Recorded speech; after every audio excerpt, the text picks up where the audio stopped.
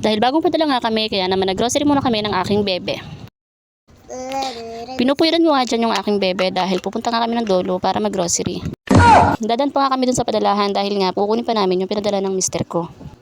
Kinakausap ko nga dyan yung bunso ko dahil sabi ko sa kanya iparala niya sa akin na dadan pa kami dun sa padalahan.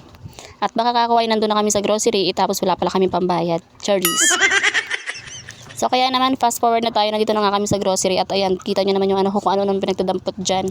Pero sabi ko nga dyan sa Junakis ko hindi pwede yung sitsiriya. Konti nga lang yung aming pinamili dyan dahil nga may stock pa kami nung nakaraang padala pa ng asawa ko.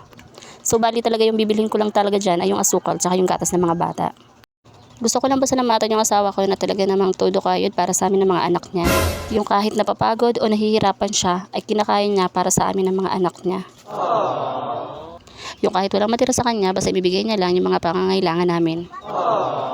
Huy, Aling Bekbek, ang drama mo naman. So ayan, balik nga tayo dito. Binilhan ko nga lang ng prutas yung mga anak ko dahil biling nga pala yan ng papa sa kanila, nabilhan nga sila ng prutas. Gusto nga ng panganay ko ay apple pero dahil wala nga kaprutas-prutas, tanging mangga lang yung meron, kaya so ayan, mangga na nga lang. At eto nga, nandito na nga kami sa bahay kaya pinagkukuhanan nila yung mga pinamili nilang para sa kanila.